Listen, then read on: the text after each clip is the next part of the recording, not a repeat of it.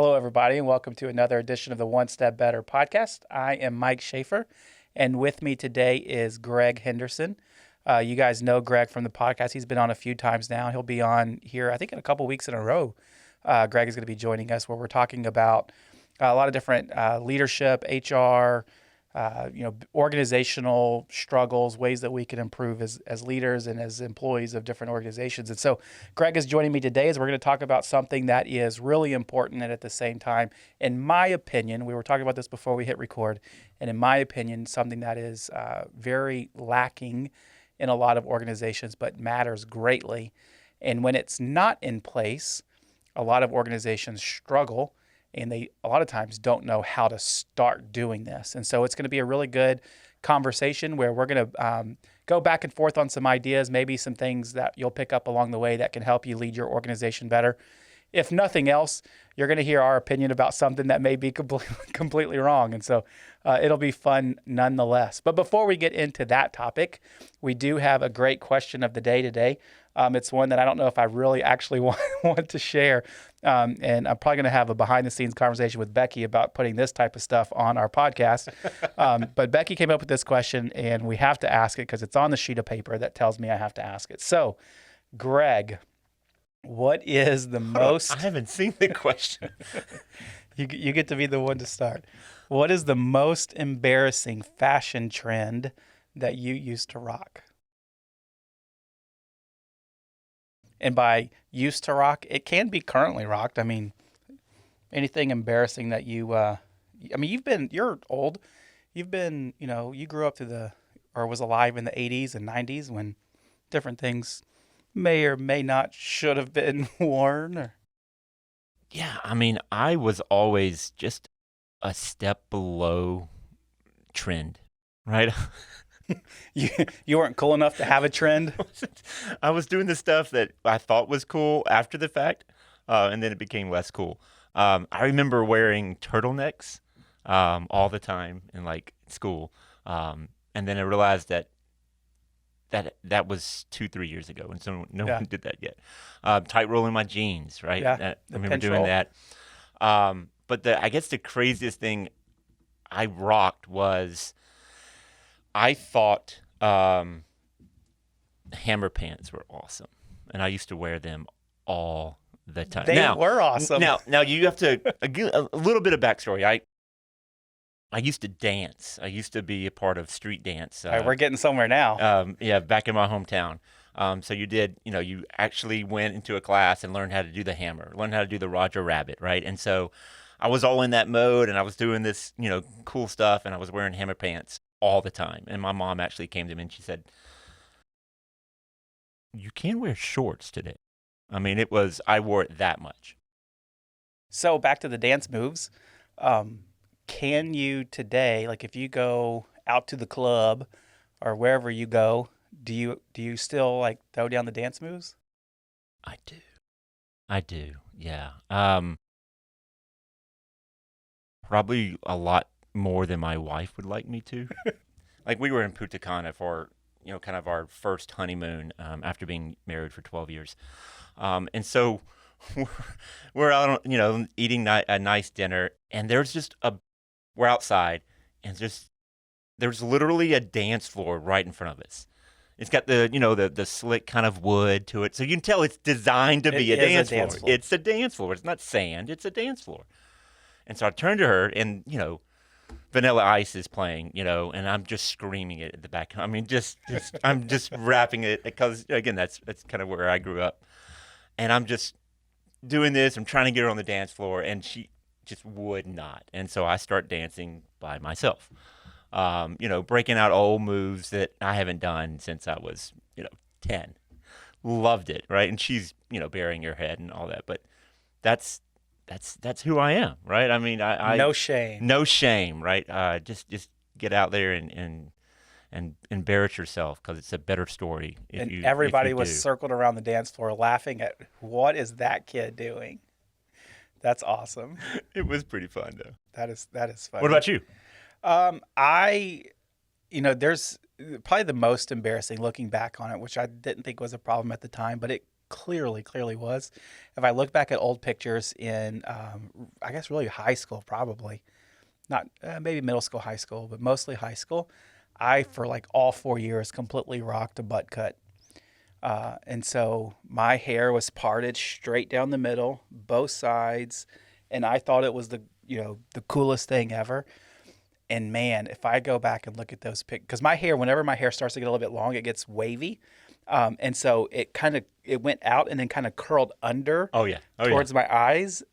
And so it just like, it looks like kind of an upside down V. And those pictures are terrible, terrible. yeah. That But I thought it was cool at the time. that looks cool right now. And my 16-year-old has a butt cut, and I clown him all the time. I'm like, Do you mean we made fun of people like you in I'll school. share my pictures if just to dissuade him from going that route. I mean, it's not straight cool. down the middle, and it starts to curl a Yeah, little it's bit not because cool. it's long. It's not cool. I'm like, wow. I didn't really have the hammer pants, although I thought they were cool. I was, Vanilla Ice, MC Hammer, Crisscross, Jump, those were jump, all, baby. Those were all yeah. fun. I did try to wear my jeans backwards a few times. It did not didn't really work for me. I wasn't allowed out of the house. Yeah, I tried to. didn't really work for yeah. me. I did probably the stupidest thing that I did in the name of fashion is when I was like in 5th or 6th grade, I wanted some cool sneakers. I wanted some Nike Air Max, and my parents had a rule because anything that I wanted to buy, I always wanted to buy expensive stuff. So their rule was they'll spend $50 on a pair of shoes for me. Anything above that, I had to pay. And so I really wanted these shoes, and they were $140. And so my parents paid $50, and I paid $90. Who knows who picked up the tax? And I got those Nike Air Max, and I thought they were the coolest shoes ever.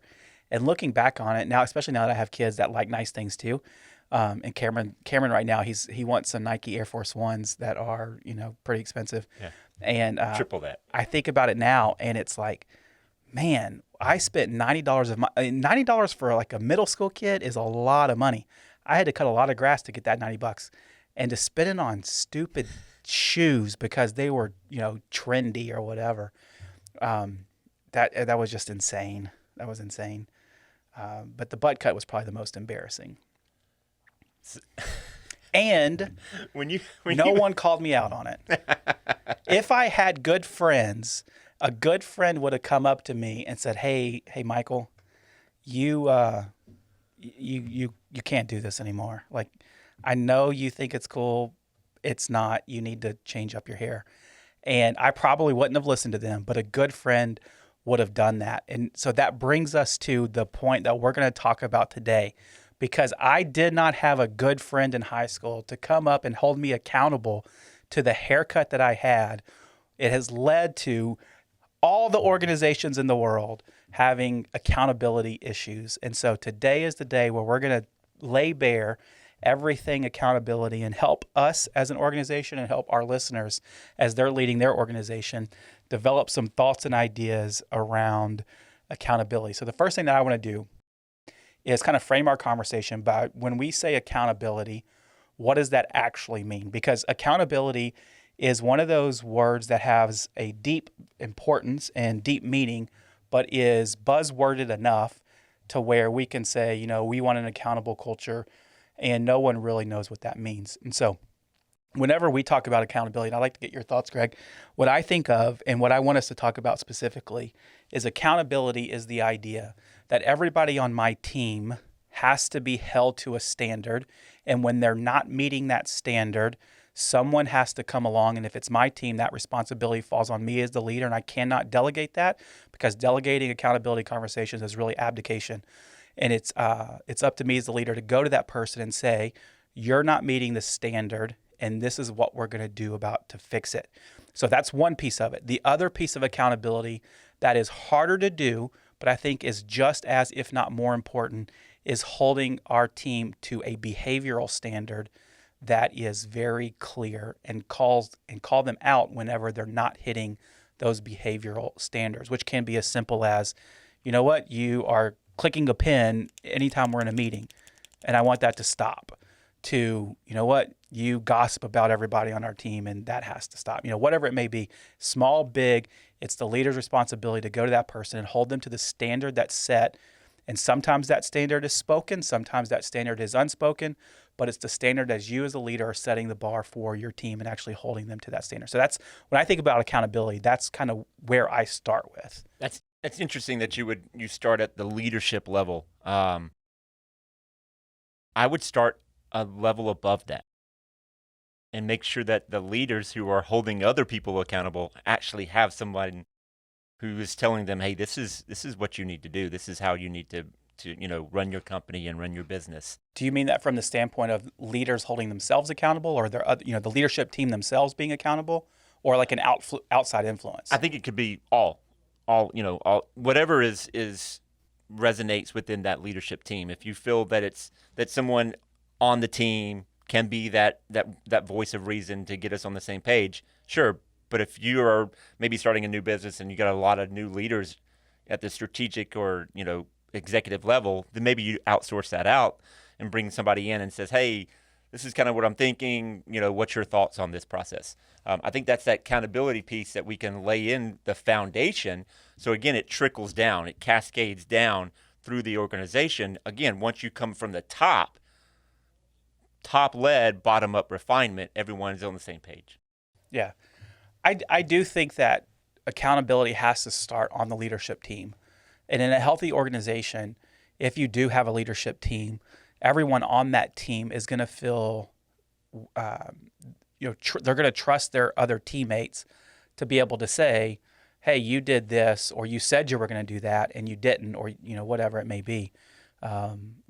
Quit smacking whenever you're eating, or, right. Don't chew gum in this meeting, or everything from you said you were going to sell X widgets and you sold Y widgets, and that's not okay. Or it's, hey, we have an everyday meeting at 11:30. Stop missing it. Yeah. Right. It shouldn't have to be the owner. It should be anybody on the team because of that standard that you have uphold. You're trying to accountability to me. It's not ranked. It's not title based. It's if everyone has the same idea of the standard, that any given time I can come to you and say, hey, you're not doing this. Absolutely. I agree with you 100%. In a healthy organization. In an unhealthy organization, or in an organization where values aren't really clearly communicated, defined, or anybody's held to, where there's a lack of accountability, people aren't going to feel as comfortable having that conversation. Hey, you said you were going to be at this meeting and you weren't, or whatever it may be. And so I want us to explore the idea of, if we're an unhealthy organization and we don't have a culture of accountability, how do we start to get there?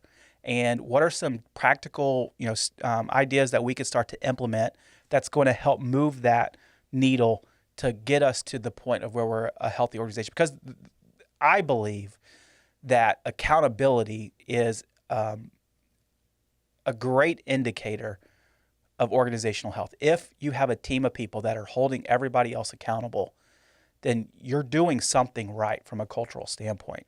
The organization is moving along because everybody understands the same values. Everybody understands we're going to talk about those values. Everybody understands that we're going to hold others to our values.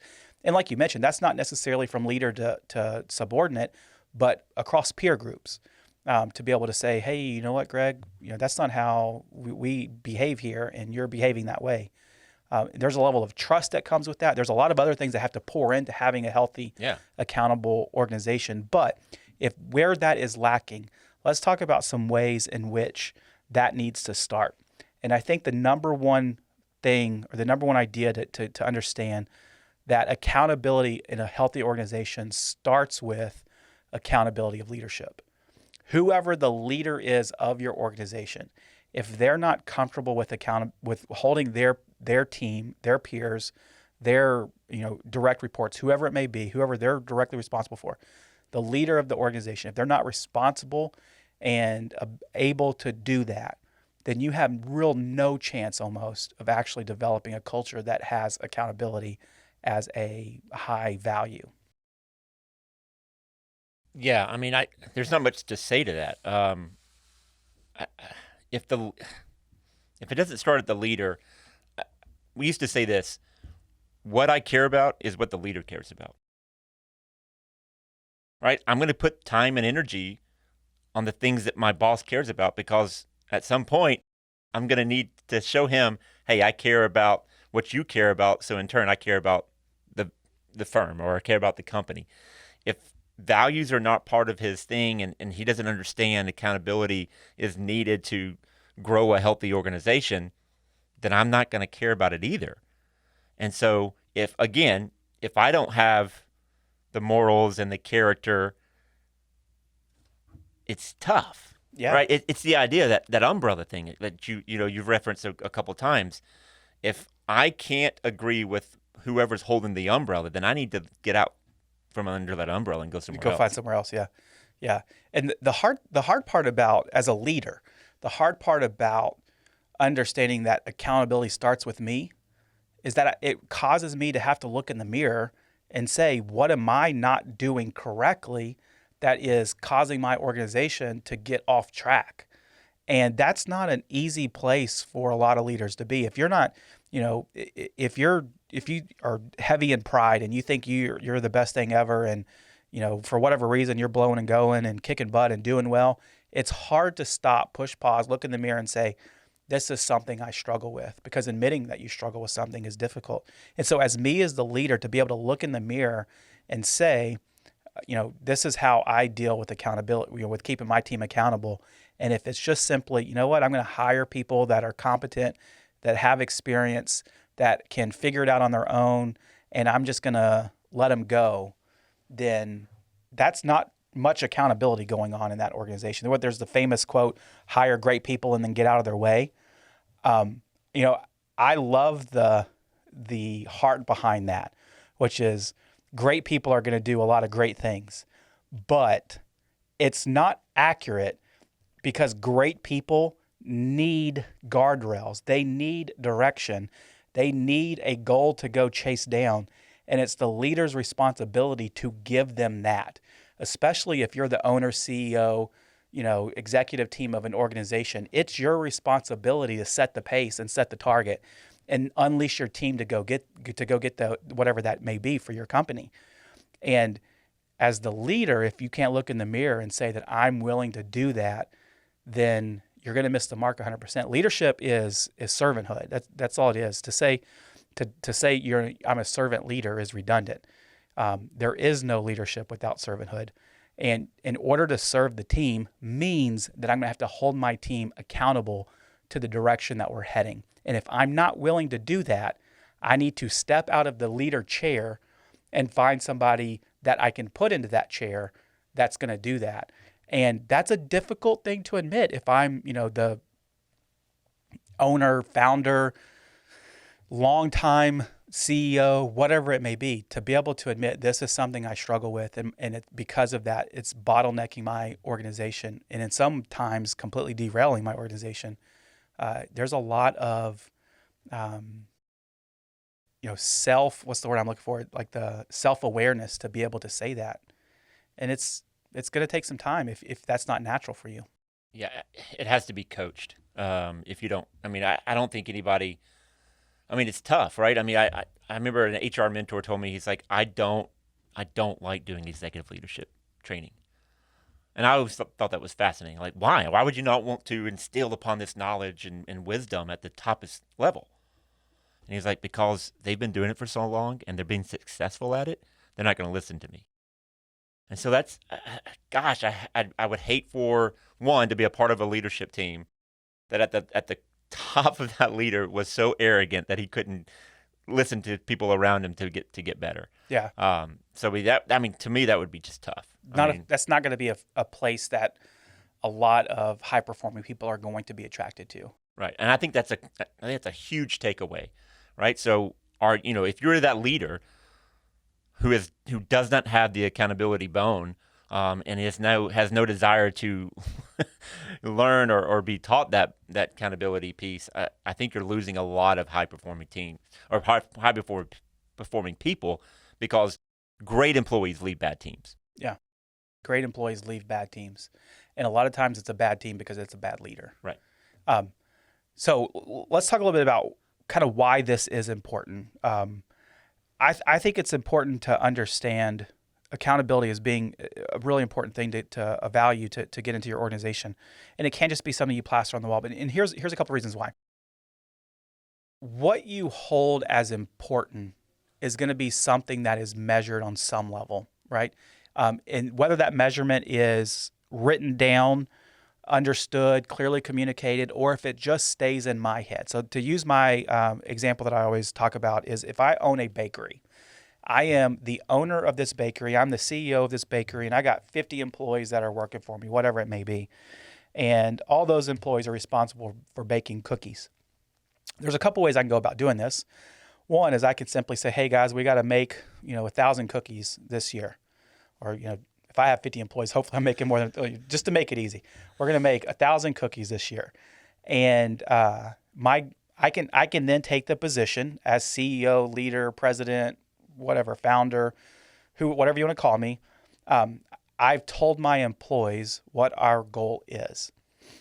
Now, if you as the employee are only making 5 cookies a day, 10 cookies a day, or whatever, you may be thinking, hey, you're doing well.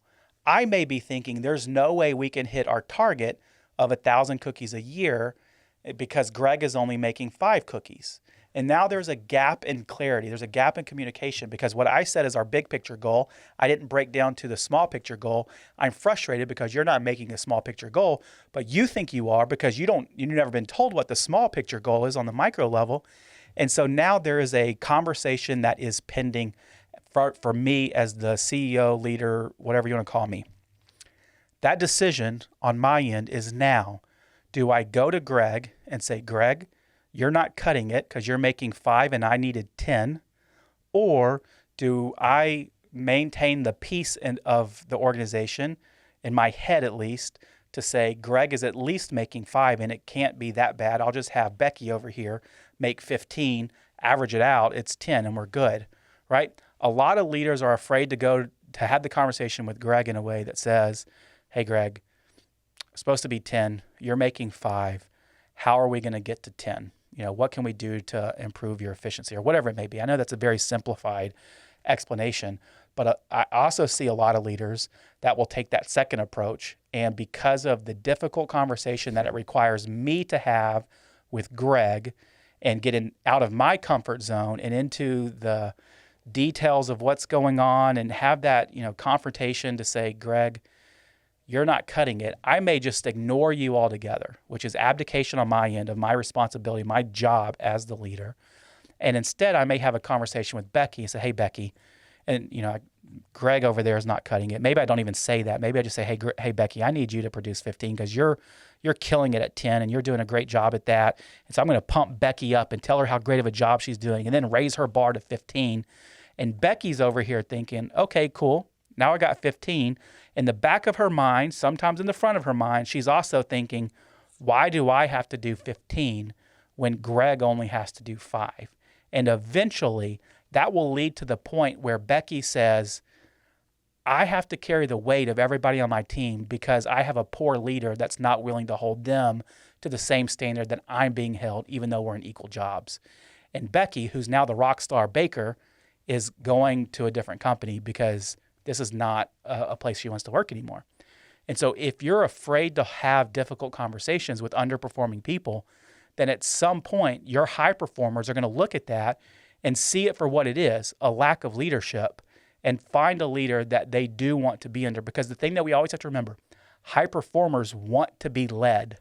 They want feedback. They want encouragement. They want direction. They want the guardrails to know that they're doing a good job. That comes from leadership conversations, both the positive and the negative, to say, this is what you're doing well, this is what you need to improve on. High performers, they crave that type of feedback. And if they don't get it, eventually they're going to go find it somewhere else. I love that you say standard. I'm trying to teach all the people I talk to is to drop the word minimum from your vocabulary when you talk about standard. It's the winning standard. There is no minimum, or I don't care about minimum. It's what winning looks like in this role. And so, again, that's that conversation that you have to have and that feedback behavior that we have to build in. Because what happens if you tell me, hey, I need you to bake 10 cookies every single day before 9 o'clock. And we've never had that conversation, but you're just telling me, hey, I need you to bake 100, 1,000 cookies this year.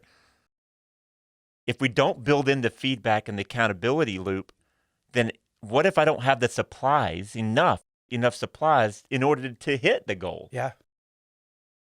Yeah. Clarity and communication really can solve a lot of these problems, or not necessarily solve it, even though, what I'm trying to say is clarity can provide framework to have these conversations. That's not surprising. So in your example, if the goal was you had to produce 10 cookies by 9 a.m. every day, guess what you don't need?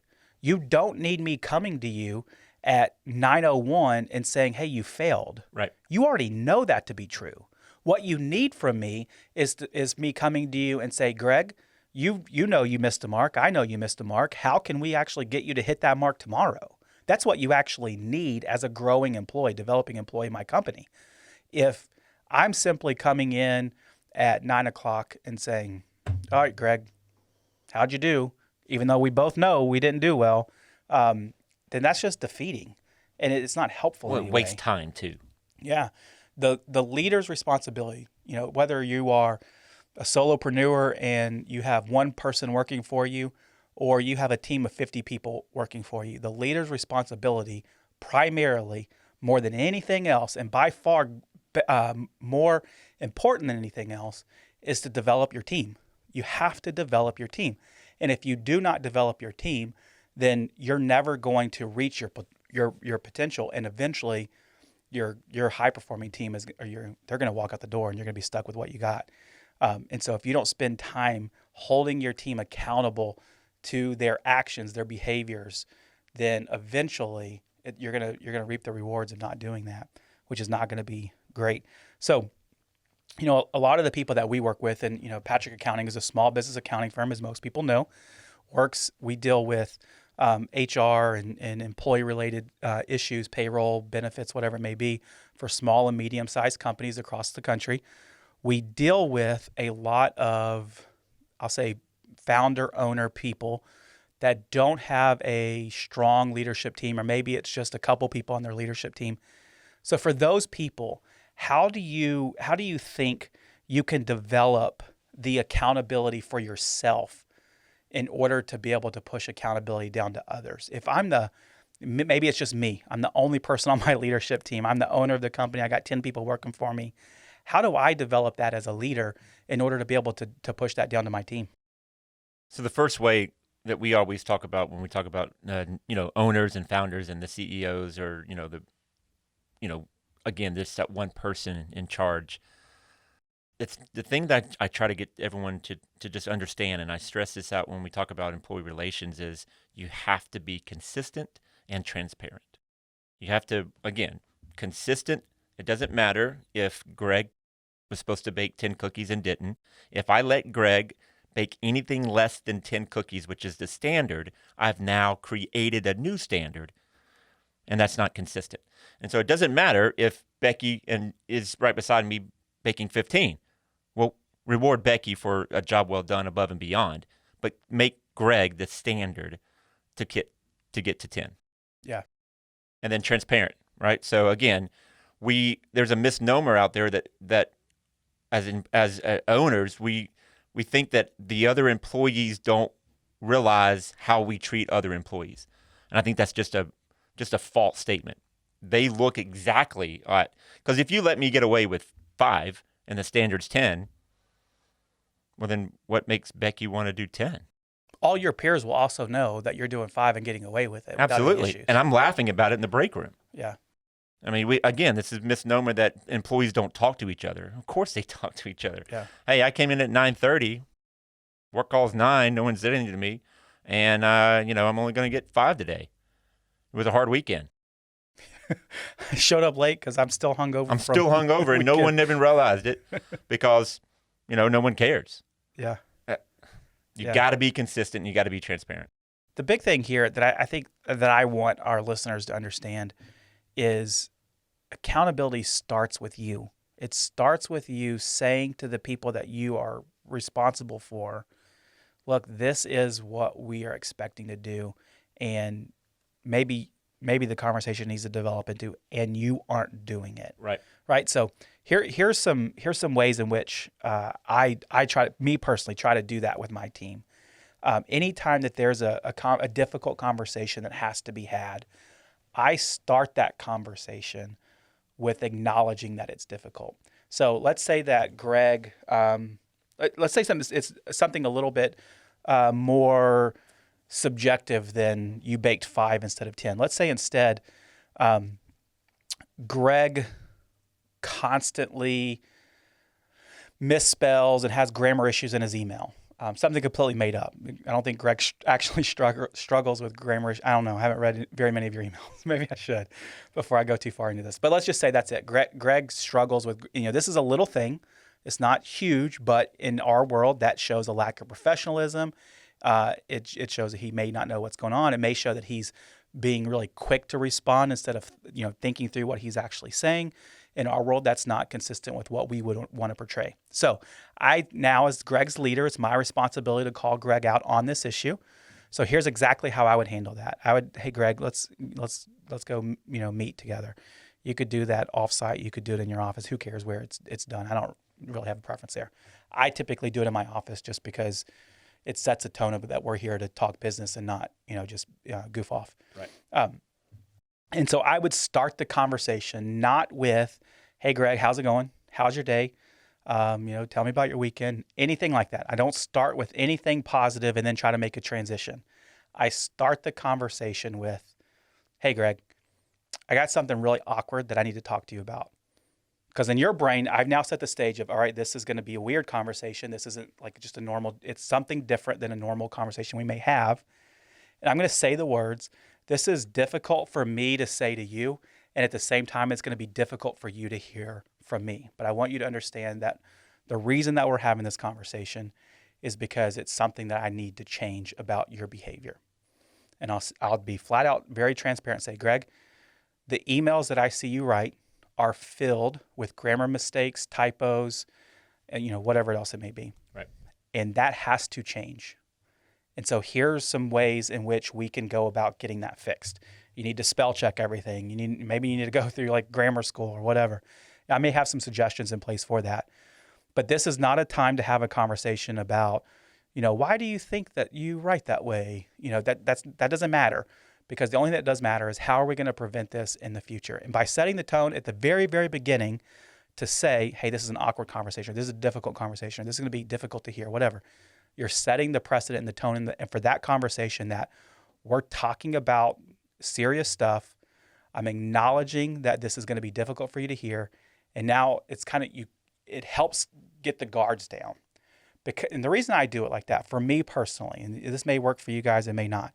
For me personally, I have a tendency to start conversations with, "Hey Greg, how's it going? This is your weekend," and it comes across as fake as soon as I say, "Well, the reason I brought you in is because I want to talk about, your performance or your behavior, your missteps, whatever it may be."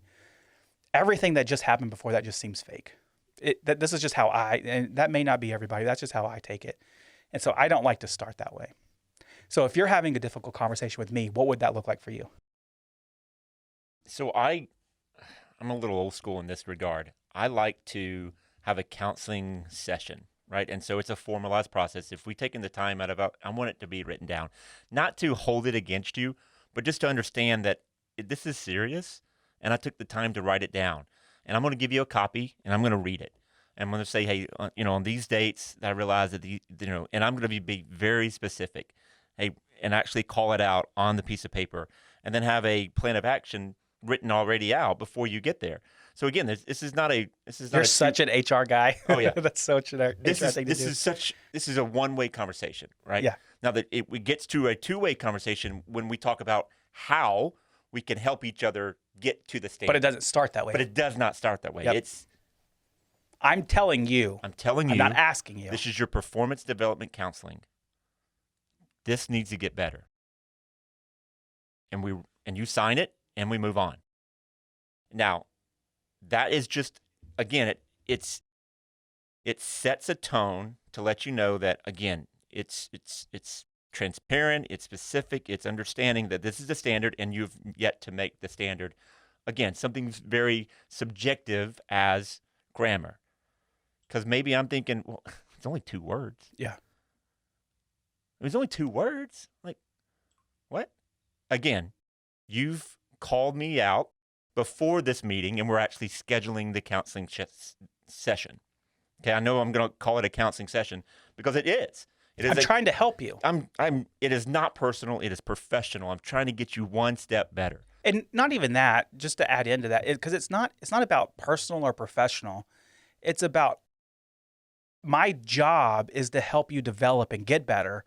I can't do that unless we talk about the things you're not doing well. Right. And it is it comes out of, and this only happens in healthy organizations that have trust already built.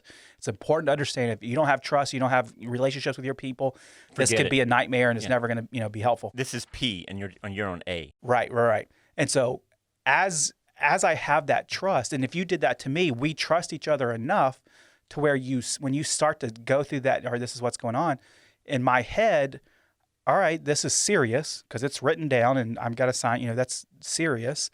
But at the same time, I know that you're trying to help me and that this is not, and this is where it's important to have those types of conversations completely separate. Don't call it the same thing. Don't schedule it the same way. Don't talk about it the same way as actually perform. I'll say like when it comes time to fire an employee or discipline of an employee, because hey, you stole from the company is a different conversation than, hey, your email grammar is terrible, right? And so you don't want your person all right, Greg scheduled that via, his assistant, and now I know what's going on. You want to be able to not have those lines, blended, that this is a helpful development conversation versus this is a right. The same way you do your development for professional growth, quarterly, you schedule that same the same mode of operation, whatever you do to schedule one-on-ones. Yeah. It's just another one-on-one instead of the type is just changing. Instead of professional development and growth, now it's performance development counseling. Yeah. I think that's important to point out. And the last thing I'll say, and then we can kind of wrap it up because I know that we're probably going a little bit long here, is if you are part of a leadership team or maybe you are the leader and you don't have anybody that's actually holding you accountable, you need to find that person that you trust and ask them to hold you accountable. Remember, your job as the leader is to lead your team, and you can't lead your team unless you're being led. And being led is something that you have to seek out too. Leadership is not a position to try and go for if you're afraid of hard work or you aren't wanting to put in the effort, or you don't like serving others or helping others, then please, for all sake, don't try to be a leader. It's a misnomer whenever you hear, I hope you all develop into great leaders, and I hope so too. But some of you don't need to be leaders at all. And so, if you're the sole person, you need to find somebody and invite them into your life in a way that is open, transparent, and that you're going to listen to. You could do that through, a consultant, business coach. You may have somebody on your team that you trust, and maybe your spouse, but somebody needs to be able to speak into your life in a way that is, hey, you screwed this up and you need to fix it. That type of tone that you actually listen to. And if you don't have that person, you need to find that person. You need to find them fast because they'll help you develop yourself and go a long way. You've got some flight risk around you if you haven't got that done. That's probably true. Yeah. So that's accountability. Really fun conversation. There's a lot of books that's been written about it. And so hopefully that this just kind of adds some things to your calendar, your schedule to think about a little bit and how you hold your team accountable. Last week, Greg, you were here. We talked a little bit about leadership. Actually, we talked a lot about leadership, kind of had a pretty long conversation. And so the question that came in from last week's conversation was essentially this. How do I start leading when I am not a leader? That strikes me so differently than it may have you. I think everyone's a leader. I think everyone has a chance and the ability to be in a leadership position. So how do you start being a leader if you're not leader? I'm going to get caught up in that, and I don't need to. I'll let you answer, then I'll respond. I would disagree. I don't think everybody is a leader. I think there are people that are, naturally gifted that lead others, and some that because of their title they're a leader but shouldn't be. I don't think everybody's a leader, but the reality is, if you're in a position where you aren't like by title a leader, and you find people that are actually looking to you and following, then in fact you are a leader. And so I would, because when I read this, I kind of get the impression that maybe it's not a person that has a title yet they found themselves in a position of leadership. And so my recommendation would just start to do it. Don't wait for somebody to come and pat you on the back and say, "Harry, now you're the director of XYZ," or "You're the, whatever title that you think a leader has." Leadership is way beyond title. Yeah, I appreciate you kind of framing that a little bit different for me. What if we do this? What if we're part of a team and we're not the leader of the team, but we have aspirations of being the leader? Then maybe we ask the leader. Maybe there's a meeting that's been held once a week, and we ask that leader, "Hey, can I lead that meeting next month? This is a topic that I think is important. I think we should go over." Maybe it goes into that. So again, you're not waiting for somebody. You're actually showing that you're kind of owning this situation a little bit, and then you're trying to show them that you're hungry for leadership. Yeah. If you want to be a leader and you're not in a position of leadership, I would recommend that you read a whole lot. If you don't already, you need to start, and you need to read a whole lot about, because leaders are readers, and it's the way that you're going to develop. And what you'll find in those endeavors is that you develop yourself in a way that it starts to just naturally occur. I just start to naturally begin to lead people. Leadership is not a title. It's not a formality. It's not a ceremony where you get crowned. Now you are the leader. Because here's the deal: there's plenty of leaders in the world that nobody follows, or at least they don't want to follow. And so it depends upon your circumstance. But if you want to be a leader, more, call back. Yeah. If you want to be a leader and you don't find yourself in a position of leadership, it could be you're not ready for it. Maybe you're not mature enough. Maybe you don't have the skill set, technical skills yet. Who knows what? And so go to the person that is your leader and just simply ask the question, "Hey, how can I serve you better? How can I help advance the mission of our organization, whatever that may be?" And that starts to show humility. That gets more responsibilities. How cool would that be, right? How can I take some stuff off your plate to help you out? Yeah. Yeah, that'd be great. There's been multiple occasions whenever I've had people on my team come to me and simply say, "Hey, Mike, how can I take stuff off your plate?" And those are conversations that you remember. Yes. Let's talk about them, because whenever you start to show a desire to take on more responsibility, then that's typically a starting place I can work with.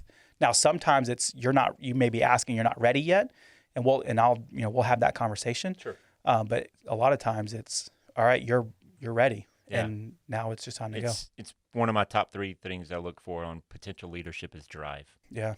Yeah, absolutely. Well, Greg, thanks for joining us this afternoon. I really appreciate you taking time out of your busy schedule. Yeah, it was fun. Talking about accountability. And if you guys are out there listening, thank you very much for joining us today. If you have questions, feel free to send them in to onestepbetter@patrickaccounting.com. Remember, if your question makes it on our podcast, we're going to send you some swag. And so if you want some Patrick Accounting and Works swag, then just send us a question. We'll be glad to answer them. Otherwise, leave us a comment, leave us a review, and we'll be glad to hear from you. Thanks, everybody. Y'all have a great day.